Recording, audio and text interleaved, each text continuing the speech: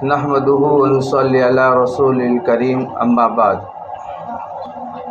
میری محترم مائیں اور بہنیں، اللہ تبارک و تعالیٰ کا ہم جتنا شکر ادا کریں اتنا کم ہے کہ اللہ تبارک و تعالیٰ نے ہمیں ایسی مبارک مجلس کے اندر بیٹھنے کی توفیق عطا فرمائی کہ جن مجلسوں کے اوپر اللہ تبارک و تعالیٰ بہت خوش ہوتے ہیں، اور خوش ہو کر اللہ تبارک و تعالیٰ ان مجلسوں کے اوپر مغفرت کے وعدے فرماتے ہیں۔ اللہ پاک ہم سب کو بار بار ایسی مجلسوں کے اندر بیٹھنے کی توفیق عطا فرمائے۔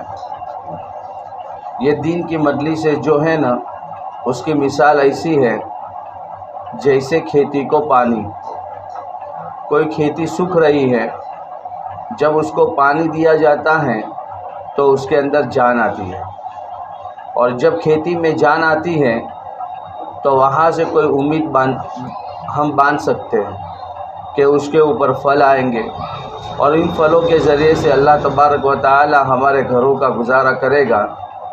اسی طرح دین کی مجلسوں کے اندر ہم اپنے آپ کو پیش کریں گے تو ہمارے ایمان کو پانی ملتا ہے۔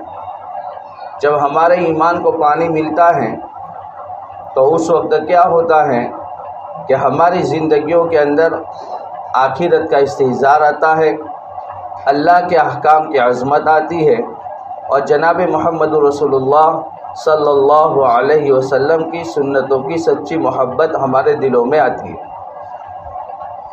اسی لیے کہا گیا ہے کہ ایمان والے کو جو دنیا میں بھیجا ہے وہ ایسے ہی نہیں بھیجا ہے، بلکہ ایمان والے کو اللہ تبارک و تعالیٰ نے زمین کے اوپر خلیفہ بنایا ہے، بادشاہ بنایا ہے۔ جیسے بادشاہ ہے، اور بادشاہ کو ہر ایک کی خبر گیری رکھنی پڑتی ہے، چاہے مالدار ہو، غریب ہو، فقیر ہو، جھونپڑے والا ہو، بنگلے والا ہو، یا روڈ پر سونے والا ہو، ہر ایک کی ذمہ داری اسی کے اوپر رہتی ہے۔ اسی طرح اس دھرتی پر ایمان والا بھی ہے کہ ایمان والا خلیفہ ہے۔ اس ایمان والے کے اوپر ہر ایک کی جوابداری ہے کہ میرے محلے کے اندر رہنے والی میری ماں بہن، میرے رشتہ داروں میں، میرے ہاتھ کے نیچے میرے پلنے والے بچے، اور میرے جوان بچے اور بچیاں جو بھی ہیں، ہر ایک کی ذمہ داری ہمارے اوپر ہے۔ ایسا نہیں ہے کہ ہم نے خود نے نماز پڑھ لی بس ہو گیا، نہیں، بلکہ میری زندگی کے اندر جس طرح اللہ کے احکام ہیں، اور جس طرح میری زندگی میں حضرت فاطمہ والی زندگی ہے، اور جس طرح میری زندگی میں آخرت کا استحضار ہے، اسی طرح میرے ہاتھ کے نیچے رہنے والے میرے بچوں کی زندگی میں، میری بچیوں کی زندگی میں، میرے شوہر کی زندگی کے اندر، میرے اڑوس پڑوس کے اندر رہنے والی میری ماں بہنوں کی زندگی کے اندر، اور میرے محلے سے لے کر میرے شہر کے اندر رہنے والی جتنی ماں بہن ہیں، اور دنیا کے اندر بسنے والی جتنی ماں بہنیں ہیں، ان کی زندگیوں کے اندر آخرت کا استحضار اور اللہ کے احکام اور جناب محمد رسول اللہ صلی اللہ علیہ وسلم کے سنت طریقہ کیسے زندہ ہو جائے، یہ اس کی فکر ہونی چاہیے۔ اسی لیے اللہ تبارک و تعالیٰ کہتے ہیں کہ میں نے جو دنیا میں بھیجا ہے، کہا اخرجت للناس تعمرون بالمعروف ونہی عن المنکر۔ اے دنیا کے اندر بسنے والے مرد اور دنیا کے اندر بسنے والی عورتیں، کان کھول کر سن لو کہ تم اپنی مرضی سے نہیں آئے ہو۔ خرجت للناس اللہ نے نہیں کہا، بلکہ اخرجت للناس کہا، نکالا گیا ہے۔ اللہ کہتا ہے میں نے تم کو نکالا ہے۔ کیوں نکالا ہے؟ نکالنے کا مقصد اللہ تبارک و تعالیٰ آگے بیان فرماتے ہیں۔ آج ہم ہمارے مقصد کو بھول گئے، آج ہم ہماری زندگی کیسے گزارنی چاہیے وہ بھول گئے، آج ہم نے اللہ سے جو وعدہ کیا تھا وہ بھول گئے، اور دنیا کی رونق اور چمک کے اندر میں اور آپ پھنس گئے، اور جہاں پر دنیا نے چاہا اس طرح ہم چلتے رہے، اور دنیا جیسے ہمیں نچاتی رہی اسی طرح ہم ناچتے رہے، اور جیسا ہم دنیا کے اس طرح زندگی گزارنے لگیں گویا کہ ہمیں مرنا ہی نہیں ہے۔ حالانکہ اللہ تبارک و تعالیٰ آگے فرماتے ہیں کہ تم یہ سمجھتے ہو کہ تم کو کھانے پینے کے لیے پیدا کیا ہے؟ نہیں نہیں نہیں، بلکہ کھانے پینے کے لیے ہم نے اور مخلوق بنائی ہے۔ کہ جنگلوں کے اندر ایسی مخلوق ہے کہ تمہارے 10-12 انسانوں کا کھانا ایک ہی کھا سکتا ہے۔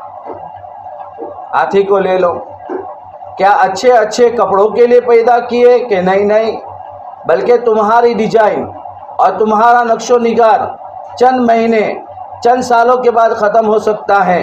ہم نے کپڑوں کے اعتبار سے ہم نے خرگوش کو کیسا کپڑا پہنایا ہے اور ہم نے شیر کو کیسا کپڑا پہنایا ہے کہ قیامت تک، موت تک ان کے کپڑوں کے اندر کہتے ہیں ذرا بھی فیکاپن نہیں آ سکتا۔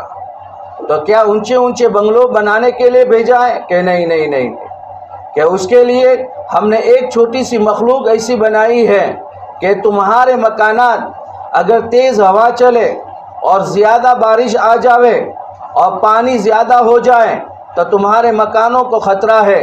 ہم نے ایک چھوٹی سی چڑیا بنائی ہے جو جنگلوں کے اندر اور کنووں کے اوپر اپنے مکان کو اس طرح بناتی ہے کہ جتنی بھی ہوا کے جھونکے آنے ہو آئے اور جتنے پانی برسنا ہو برسے، لیکن ان کے گھر کو کچھ ہوتا نہیں ہے۔ تو پھر اے اللہ تو نے ہمیں کیوں بنایا؟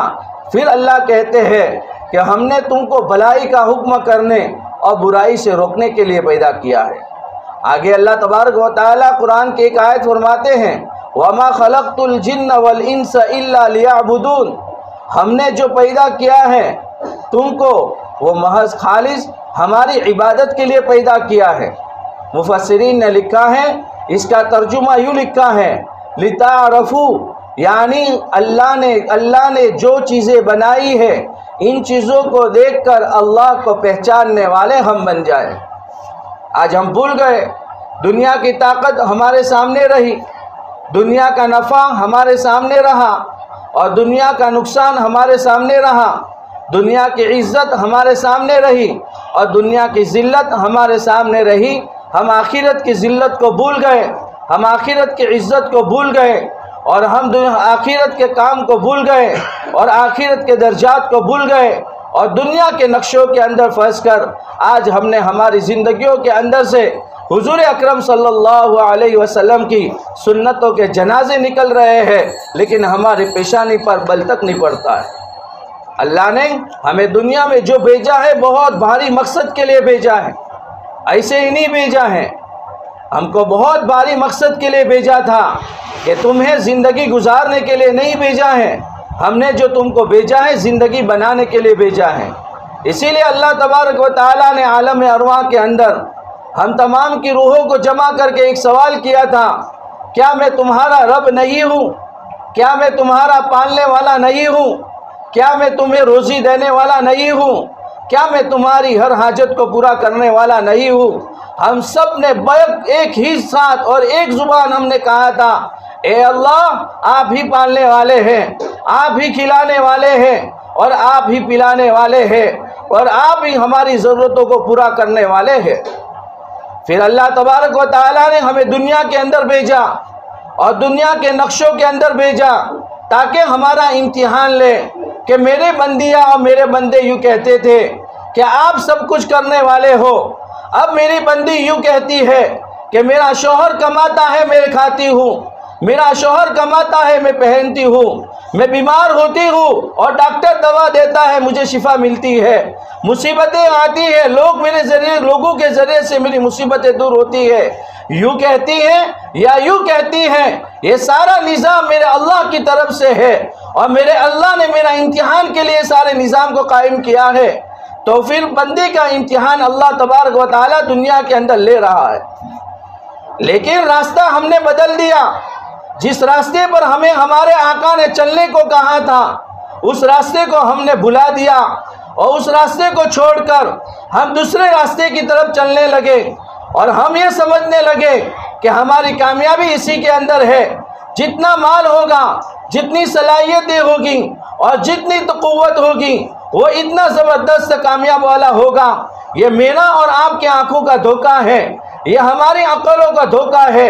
اسی لیے اللہ تبارک و تعالیٰ نے قرآن پاک ہمارے پاس چھوڑ کر گئے ہیں اور حضور جاتے جاتے یوں کہہ کر گئے ہیں، اے میرے امتیوں میں تمہیں فقیر بنا کر نہیں جاتا، میں تمہیں کسی کے حوالے کر کے نہیں جاتا، بلکہ میں تم کو بہت بڑی بھاری دو چیزیں دے کر جا رہا ہوں۔ ایک ہاتھ میں سنت دی تھی، دوسرے ہاتھ میں قرآن دیا تھا۔ ان دونوں چیزوں کے ذریعے پکڑ کر مضبوط پکڑ کر رکھنا، ان دونوں راستوں کے ذریعے سے تم سیدھے جنت تک پہنچو گے۔ لیکن ہم نے نہ ہاتھ میں قرآن رکھی نہ دوسرے ہاتھ میں سنت رکھی، ہم نے دونوں ہاتھوں کو خالی کر دیا، اور ہم نے جو راستہ اختیار کیا ہے اور میں اور آپ یہ سوچتے ہیں کہ اس کے اندر کامیابی ہے، یہ کامیابی نہیں ہے، یہ ہماری آنکھوں کا دھوکہ ہے، یہ بہت بڑا دھوکہ ہمارے ساتھ ہو رہا ہے۔ اسی لیے اللہ تبارک و تعالیٰ نے قرآن پاک کے ذریعے سے ہماری رہبری فرمائی ہے اور پہلے لوگوں کے واقعات ہمارے سامنے بیان کیے ہیں، تاکہ میری بندیاں اور میرے بندے اس کو پڑھ کر سمجھیں کہ پہلے کے لوگ بھی ہماری طرح تھے، ان کے بھی دو پیر تھے، ان کے بھی دو آنکھیں تھیں، ان کے ساتھ بھی ضروریتیں لگی ہوئی تھیں، ان کی بھی اولادیں تھیں، وہ بھی تجارت کرتے تھے، کھیتیاں کرتے تھے، وہ بھی عہدے سنبھالتے تھے، وہ بھی کاروبار کرتے تھے، لیکن انہوں نے ان ساری چیزوں کے اندر رہ کر اپنی زندگی کو کیسے گزاری ہے۔ یہ واقعات ہمارے قصے کہانیاں کے لیے نہیں ہے، بلکہ یہ واقعات میرے اور آپ کے لیے رہبری کے لیے ہے۔ اسی لیے آقا نے فرمایا، ایک مرتبہ آقا کا گزر ہوا، عورتیں بیٹھی ہوئی تھی، آپ نے فرمایا کہ جہنم کے اندر سب سے زیادہ عورتیں ہوگی۔ عورتوں نے سوال کیا، حضور آپ نے کیا فرمایا؟ ہمارا مقام بھی اللہ نے بتایا ہے، ہم ہمارے مقام کو نہ بھولیں۔ اللہ نے آپ کو تو وہ مقام دیا ہے، اور اللہ نے آپ کو تو وہ عزتیں دی ہے، اور اللہ نے آپ کو آخرت کی تیاری کے لیے آپ کو اس طرح نوازا ہے کہ بسم اللہ پڑھ کر گھر کے اندر اگر جھاڑو لگاتے ہو، بیت اللہ کے اندر جھاڑو لگانے کا ثواب اللہ دے رہا ہے۔ آپ اپنے شوہر کی کوئی چیز پڑی ہوئی ہے، اس کو عزت کے ساتھ اس کو ٹھکانے رکھتے ہو، اللہ پاک اس کے اوپر بھی آپ کو اجر دے رہا ہے۔ ہم نہ بھولیں ہمارے مقام کو۔ ہاں، عورتوں نے سوال کیا، حضور کس بنیاد پر؟ کہ اس بنیاد پر کہ عورتیں بہت ناشکری ہیں اور اپنے شوہروں کی ناشکریاں کرتی ہیں۔ ہاں، اسی لیے آپ نے فرمایا تم صدقہ زیادہ کیا کرو۔ ہاں، صدقہ زیادہ کیا کرو۔ میری بہنوں، جب ہماری زندگی میں آخرت ہوگی تو اللہ کے احکام ہماری زندگی میں آئیں گے، ہم پہچانیں گے کہ میرا مقام میرے اللہ نے کیا رکھا ہے، میرے گھر میں میرے شوہر کا مقام کیا ہے، میرے گھر میں میری بچی جوان ہو رہی ہے، میری ذمہ داری کیا ہے، میرے گھر میں میرے بچے جوان ہو رہے ہیں، میری ذمہ داری کیا ہے۔ پہلے زمانے کی عورتیں، یہ جتنے ولی اور ابدال اور کتب بنے ہیں، وہ ڈائریکٹ آسمان سے نہیں آئے ہیں، بلکہ ان کی ماؤں نے ان کی تربیتیں کی ہے۔ آج ہم نے ہمارے بچوں کو دنیا کی تعلیم کے پیچھے قربانی دینا سکھایا اور دنیا کے پیچھے ان کو کامیابی سکھائی، تو آج یہی بچے ماں باپ کے مقام کو بھول گئے، آخرت کے راستے کو بھول گئے، جنت والے راستے کو بھول گئے، اور آج ہمارے بچوں کی زندگیوں کے اندر سے حضرت فاطمہ والی زندگی نکل گئی، حضرت حسن حسین والی زندگی نکل گئی، حضرت ماں عائشہ والی زندگی نکل گئی۔ جب آخرت کی فکر تھی، حضرت قطب الدین بختیار کاکی رحمت اللہ علیہ، کاکی اس لیے کہتے ہیں کہ ان کی ماں نے ان کو روٹی کے ٹکڑے کے ذریعے سے اللہ کا یقین ان کی زندگی میں بٹھایا تھا۔ بہت بڑے اللہ کے ولی گزرے ہیں قطب الدین بختیار کاکی رحمت اللہ علیہ۔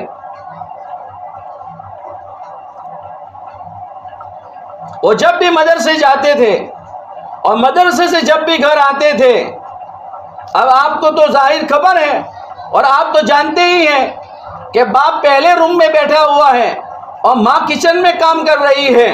بچہ چاہے اسکول سے آوے یا مدرسے سے آوے، فوراً باپ کو کچھ نہیں کہتا، فوراً کچن کی طرف دوڑتا ہے، میری امی کہاں ہے؟ فوراً امی کے پاس پہنچتا ہے اور کیا کہتا ہے؟ امی بھوک لگی ہے، کھانا دے دو۔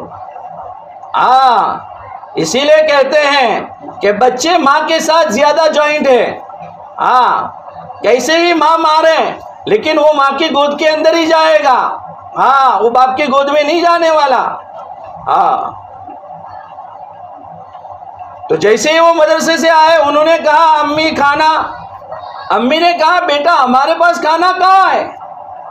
ہاں ہمارے پاس کھانا نہیں ہے.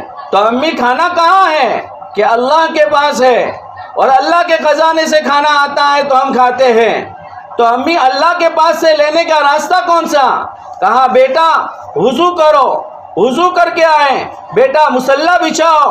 مصلی بچھایا گیا اور یوں کہا 2 رکعت نماز پڑھو اور نماز پڑھ کے اللہ سے مانگو کہ اے اللہ بھوک لگی ہے, اے اللہ تو کھانا دے دے, میرے معصوم کی دعا کو تو سن لے اور مجھے کھانا دے دے, مجھے بھوک لگی ہے. وہ 2 رکعت نماز پڑھتے تھے اور نماز پڑھ کے دعا کے لیے ہاتھ اٹھاتے تھے. ماں چپکے سے کھانا رکھ دیتی تھی اور پھر یہ یوں سمجھتے تھے کہ اللہ کے وہاں سے میرے کھانے کا نظام ہو رہا ہے. روزانہ کا یہ معمول چلتا رہا. ایک مرتبہ ایسا ہوا کہ وہ قطب الدین بختیار کاکی رحمۃ اللہ علیہ کی والدہ, ان کی امی کہیں محلہ میں شادی تھی وہاں چلی گئی اور مدرسے کے چھٹنے کا وقت بھی ہو گیا. اب جیسے مدرسہ چھوٹ بھی گیا تھا, اب ماں وہاں پر ہے, بچہ گھر پر ہے. ماں کو وہاں پر فکر ہوئی کہ اللہ آج تک کی میری محنت کے اوپر پانی پھر جائے گا. میں آج تک اے اللہ تیرا یقین سمجھاتی رہی اور تیرا دھیان میرے بچے کی زندگی میں دلاتی رہی. اے اللہ اگر آج اس نے نماز پڑھی اور نماز پڑھ کے اس نے کھانا مانگا اور اگر آج کھانا نہ ملا تو میرے بچے کا یقین تیری ذات کے اوپر سے ہٹ جائے گا. اے اللہ تو لاج رکھ لینا. وہاں سے ہانفتی اور کانپتی ہوئی ماں دوڑتی ہوئی اپنے مکان پر پہنچی. دیکھا کہ بچہ سویا ہوا ہے. بچے کو اٹھایا, بیٹا اٹھو کھانا کھایا؟ ارے کہا امی میں نے تو کھانا کھا لیا. امی کی زبان سے نکل گیا بیٹا کہاں سے کھایا؟ کہا امی تم نے تو سکھایا ہے کہ کھانا اللہ دیتا ہے. میں نے آیا مدرسے سے آیا, وہاں پر میں نے 2 رکعت یہاں گھر پر آ کر وضو کیا, وضو کر کے 2 رکعت نماز پڑھی اور نماز پڑھنے کے بعد میں نے اللہ سے کہا اور اللہ نے مجھے کھانا دے دیا. لیکن ماں مجھے ایک بات سمجھ میں نہیں آئی, آج جو میں نے کھانا کھایا ہے, اتنے سالوں سے جو میں نے کھانا کھایا, آج کا کھانا الگ تھا, اس کی مزہ الگ تھی, اس کی خوشبو الگ تھی. میری بہنوں جب کوشش کرتے ہیں تو اللہ اس کی محنت کو ضائع نہیں کرتا ہے. اللہ پاک نے ان کو یہاں تک پہنچایا کہ لاکھوں مرید ان کے ہیں اور اللہ نے ان کو پیر بنایا اور آج لوگ ان کی قبروں پر جاتے ہیں دعا کے لیے. قطب الدین بختیار کاکی رحمۃ اللہ علیہ. میری بہنوں ہماری زندگی میں جب دین آ جائے گا, میری بہنوں کھانے پینے کا اللہ نہ نہیں کہتا, اللہ اچھے اچھے کپڑے پہننے کو نہ نہیں کہتا, اللہ ہمارے مکانوں کو بنانے کو نہ نہیں کہتا, لیکن اللہ ساری چیزیں کہتا ہے, ساری چیزیں کرنی ہے, لیکن ساتھ میں رہ کر ہمیں بھی یاد رکھو اور اللہ کے نبی کو بھی یاد رکھو اور اپنی آخرت کو مت بھولو. اپنی آخرت کو مت بھولو.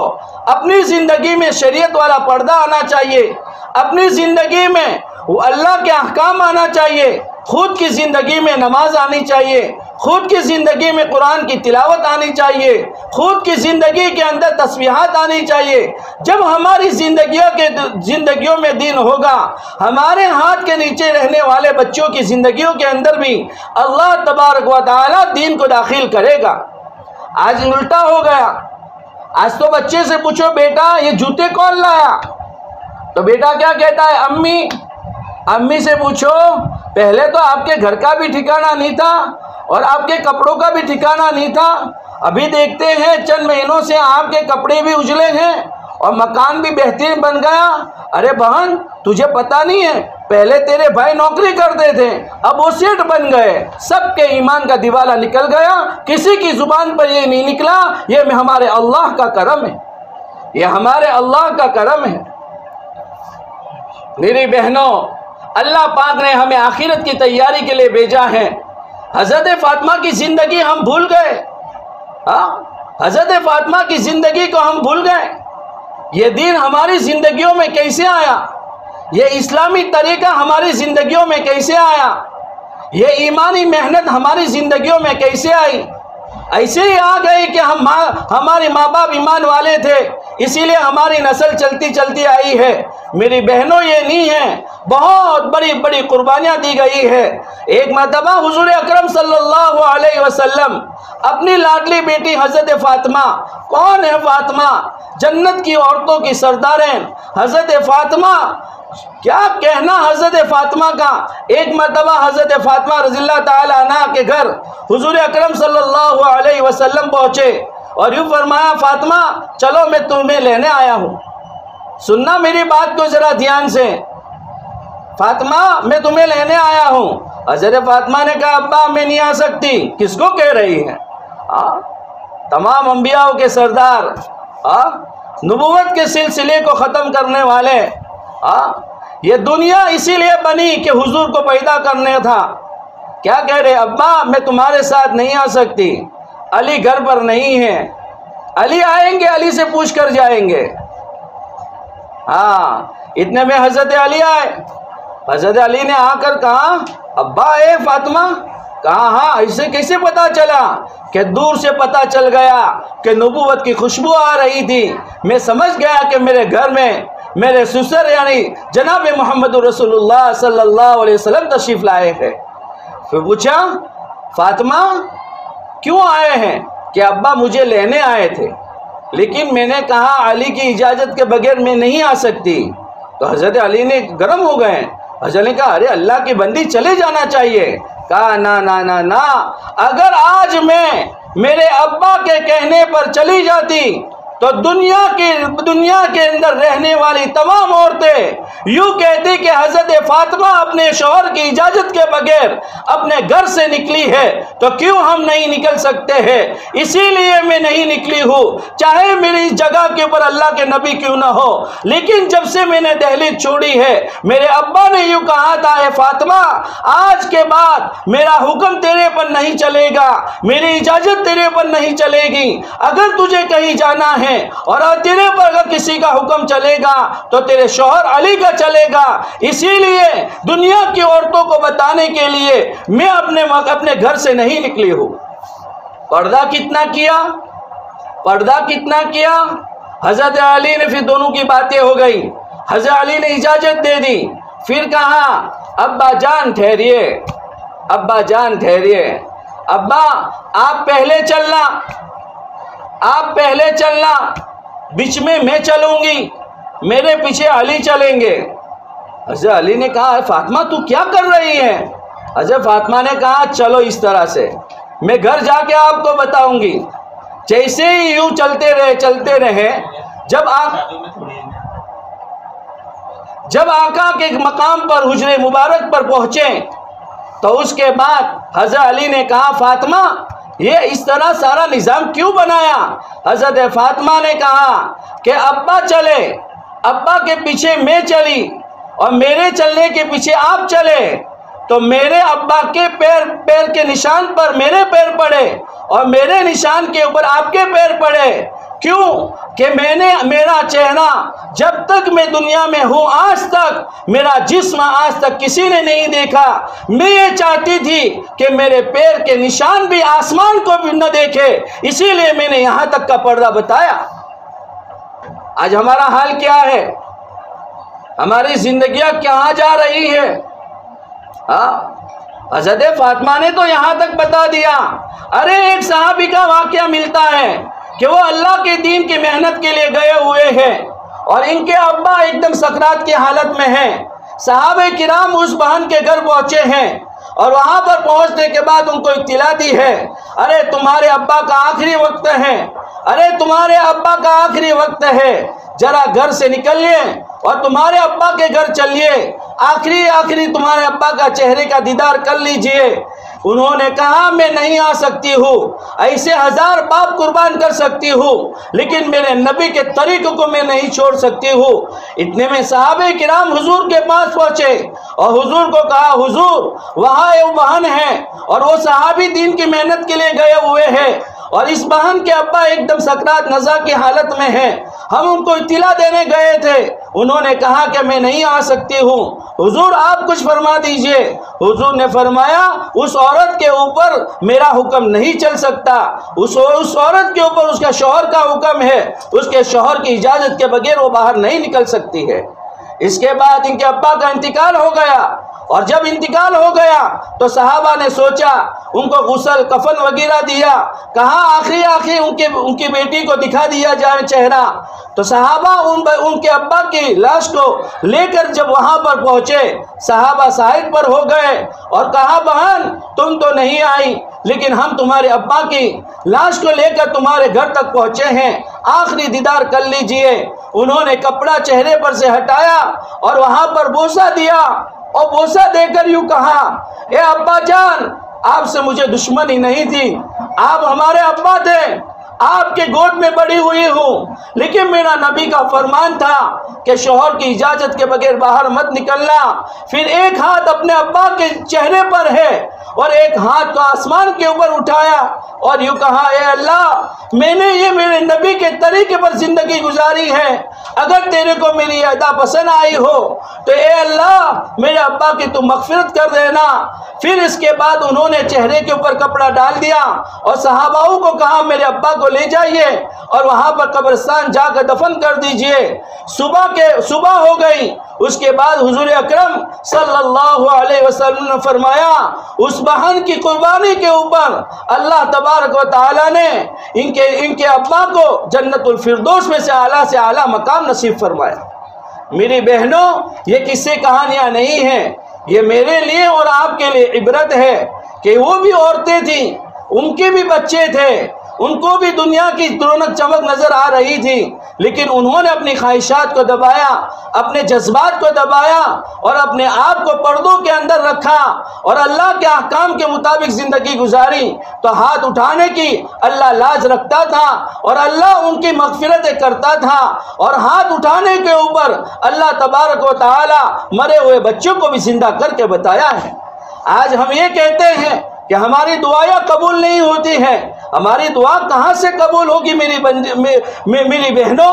یہ تو ہمیں اس لائن کا راستہ اختیار کرنا پڑے گا، ہمیں ہمارے اندر وہ پاور لانا پڑے گا، ہماری نمازوں میں جان لانی پڑے گی، ہمارے ایمان میں وہ پاور لانا پڑے گا کہ نماز پڑھ رہی ہیں اور نماز پڑھتے پڑھتے اگر کیسے بھی حالات آ جاتے ہیں، ان کو نمازوں کے اندر پتہ بھی نہیں چلتا ہے کہ گھر کے اندر یہ مصیبتیں ہوئی تھی۔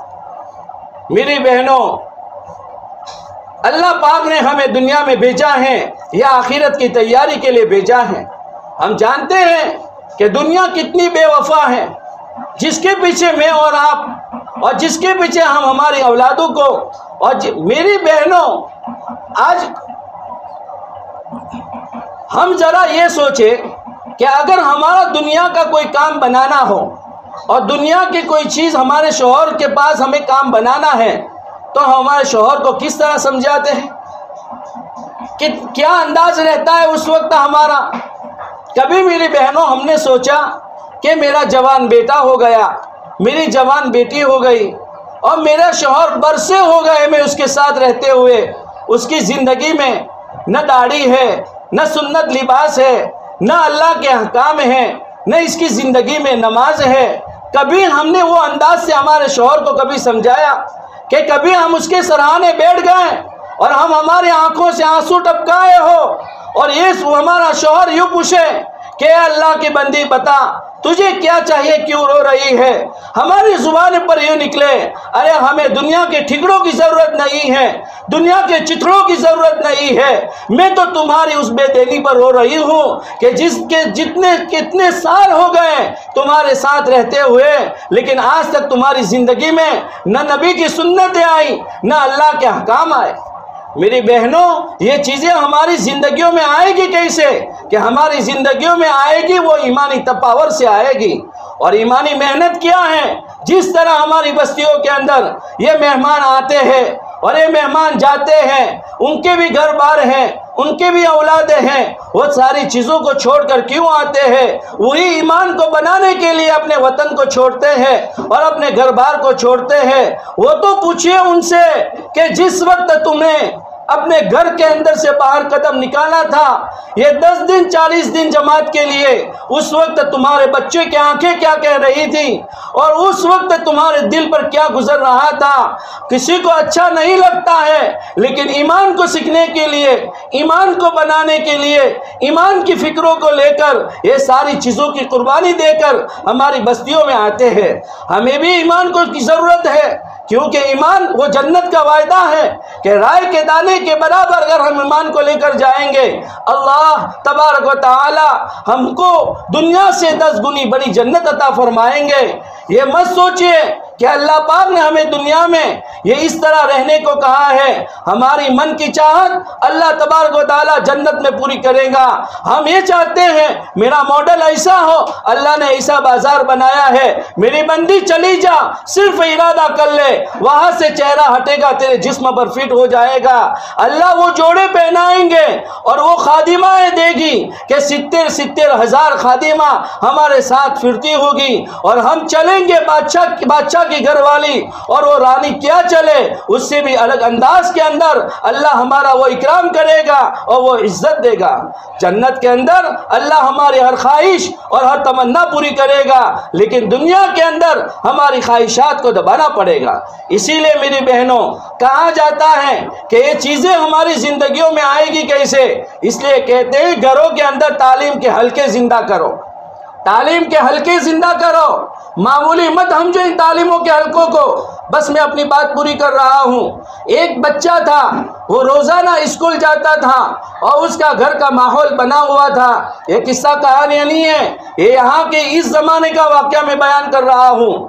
جب ماسٹر نے اسے پوچھا کہ بچوں کو بے تو کیا بنے گا، کسی نے کہا میں یہ بنوں گا، کسی نے کہا میں یہ بنوں گا، کسی نے کہا میں یہ بنوں گا، اور جب یہ بچے کی باری آئی اس کو کہا تو کیا بنے گا؟ کہا میں صحابی بنوں گا۔ ہاں، اس نے کہا میں صحابی بنوں گا۔ وہ ٹیچر بھی ٹینشن میں، صحابی کون سا عہدہ ہے بھائی؟ اس نے کہا مجھے پتا نہیں ہے، لیکن میری امی روزانہ کتاب میں پڑھتی ہے۔ تو اس نے کہا مجھے تیرے گھر آنا ہے۔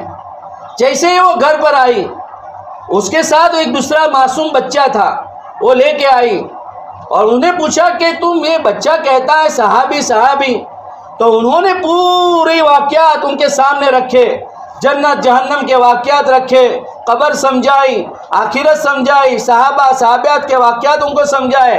اتنے میں وہ بہن جو ٹیچر تھی اس کے بچے نے پیشاب کر لیا، تو گھر کی جو عورت تھی، وہ بچے کی امی جو تھی، اس نے اس بچے کو دھلایا، اس کی چڈی وغیرہ سب دھو دیا، اور پھر پاک صاف کر کے پھر اس کو نئے کپڑے پہنائے اور اس کو کہا لو بہن تمہارا بچہ۔ انہوں نے کہا ایسا کرنے کے کہ ہمیں صحابی جو تھے ان کے اخلاق یہ تھے، ان کی زندگیاں ایسی تھی کہ اپنی پرائے کو اپنا سمجھتے تھے۔ اتنا کہنے پر اس بہن نے کہا او بہن تم مجھے بھی کلمہ پڑھا لو، میں بھی تمہارے دھرم کو اپنے زندگی میں لانا چاہتی ہوں۔ میری بہنوں، دودھ پیتے بچے کو بھی کہتے ہیں کہ اپنے گود کے اندر رکھو اور تعلیم کے حلقے زندہ کرو، اور اپنی زندگیوں کے اندر قرآن کی تلاوت۔ ہم یہ نہیں کہتے کہ 5 پارے پڑھو، 10 پارے پڑھو۔ ہم کیا کرتے ہیں، رمضان آتا ہے تو ہم 2 3 5 10 قرآن ختم کر لیتے ہیں، پھر رمضان گیا قرآن اس طرح رکھ دیتے ہیں گویا کہ ہماری زندگی میں قرآن آئی ہی نہیں ہے۔ نہیں، قرآن کا یہ حق نہیں ہے۔ روزانہ پڑھو، 1 صفحہ پڑھو، 2 صفحے پڑھو، اگر نہیں ہو سکتا ہے آدھا صفحہ پڑھو، لیکن روزانہ میری بہنوں اس قرآن کی تلاوت کا معمول رکھو۔ صبح شام کی تسبیحات کی پابندی کرو۔ دنیا کے انسان ہماری ہیلپ اور مدد کرتے ہیں، ہم ان کی تعریف کے بول کتنے بولتے ہیں۔ جو بھی بہن آئی، ارے بہن فلانی بہن کا تو کیا کہنا، او بہن فلانی بہن کا تو کیا کہنا۔ ارے میری بہنوں، اس اللہ کے احسانات کو ہم بھول گئے۔ اللہ نے ہمیں کتنی چیزوں سے نوازا۔ سب سے بڑی نعمت اور سب سے بڑا احسان اللہ نے میرے اوپر اور آپ کے اوپر یہ کیا ہے کہ ایمان کی دولت سے نوازا ہے۔ ہم صبح شام اللہ کی بڑائی کو بولے، اللہ کے تعریف کے بول کو بولے، اللہ کی ذات کو بولے، اللہ کی ذات سے ہونے کے یقین کو بولے۔ میری بہنوں، یہ تسبیحات کی پابندی کرنی ہے، قرآن کی تلاوت کرنی ہے، اور ہمیں ہماری زندگیوں کے اندر نماز کو داخل کرنا ہے، اور ہماری زندگیوں کے اندر پردے کو داخل کرنا ہے، اور ہماری بچیوں کی زندگی میں ہماری چھوٹی سے لے کر بڑی بچی ایک بھی ہمارے گھر کے اندر کسی کی نماز نہ جائے، اس کی فکریں ہمیں کرنی ہے۔ جس طرح شام کے کھانے کی فکر، صبح کے کھانے کی فکر، صبح ناشتے کی فکر، بچے کی 7 بجے کی اسکول ہے، ہم 6 بجے اٹھ جاتے ہیں، میرے بچے کے اسکول باہر کھڑا رہنا پڑے گا، بچے کو کھڑا رہنا پڑے گا۔ میری بہنوں، آج میرے بچے کی زندگی میں نماز نہیں ہوگی، کل اس کو قبر کے اندر اللہ عذاب دے گا، اس کو حشر کی رسوائی ہوگی، جہنم کے اندر اللہ ڈالے گا۔ یہ فکریں ہماری زندگی میں لاؤ اور ہمارے جوان بچوں کی زندگی میں اور بچیوں کی زندگی کے اندر ان نمازوں کو داخل کرواؤ۔ نماز نہ پڑھنے پر کتنی بڑی وعیدیں ہیں، بچوں کو سمجھاؤ۔ تعلیم کے حلقے، قرآن کی تلاوت اور کہتے ہیں تسبیحات کی پابندی، اور جہاں پر بھی ایسی دین کی مجلسیں لگے وہاں پر اپنے آپ کو پیش کرو، وہاں پر اپنے آپ کو بٹھاؤ اور وہاں پر لے جاؤ، تاکہ اپنے نفس کو سمجھاؤ کہ یہ ایمانی مجلسیں ہے، یہ میرے ایمان کو پانی ملتا ہے، جس کے ذریعے سے میری زندگی میں اللہ کے احکام آئیں گے، پیارے نبی کا طریقہ آئے گا اور جنت کا شوق آئے گا اور جہنم کا خوف آئے گا۔ اس کے ساتھ ساتھ ہم جماعتیں بنا کر ہم اللہ کے راستوں کے اندر نکلنے والے بنے کہ ہماری زندگی میں دین ہے، لیکن ہمارے اطراف میں کئی ایسے دیہات ہیں جن کی زندگیوں میں نہ نماز کیا۔ ارے میری بہنوں، میں آپ کو کیا بتاؤں، ایک جگہ پر جماعت گئی، وہاں پر ایک بڑے میاں سوئے ہوئے تھے اور وہاں سے جماعت والے گزرے تو ان کی ملاقات لی اور ان سے پوچھا گیا، چاچا آپ کا نام؟ انہوں نے اپنا نام بتایا، پھر کہا کہ تم کہتے ہو اللہ کے نبی کو مانتے ہو؟ کہ ہاں مانتا ہوں۔ تو اللہ کے نبی کا نام کیا تھا؟ نعوذ باللہ نعوذ باللہ۔ انہوں نے کیا کہا؟ گاندھی باپو۔ میری بہنوں، جب باپ کی زندگی میں یہ ہے تو عورت کی زندگی میں کیا ہوگا؟ جب عورت کی زندگی ایسی ہوگی تو بچوں کی زندگیاں کہاں جاتی ہوگی؟ اس کے لیے میری بہنوں، ہم بھی جماعت بنا کر اپنی 3 دن کی، 40 دن کی، 10 دن کی جماعتیں بنا کر ہم کو جہاں پر بھی کہا جائے وہاں پر جائیں گے۔ اگر ماحول اچھا ہے وہاں ہم سیکھ کر آئیں گے، اور اگر ماحول کمزور ہے ہم ان کو سکھائیں گے۔ اللہ کو یادہ پسند آ جائے گی، اللہ ہمارے لیے نجات کا ذریعہ بنا دے گا۔ اسی لیے دعا کے بعد اپنے شوہروں کے ساتھ اپنا نام، وہ جماعت جو آئی ہوئی ہے، اللہ کی بندیاں جو آئی ہوئی ہے، ان کو یہ لکھ کر دے دو تاکہ وہ مسجد میں پہنچائیں گے۔ پھر انشاءاللہ ہم مل کر تمہارے شوہروں کی ملاقاتیں کریں گے اور ان سے پھر مل کر انشاءاللہ آپ کی ترتیب بنائیں گے۔ ٹھیک ہے، درود شریف پڑھ لو، دعا پڑھ لو۔ پانی ہے؟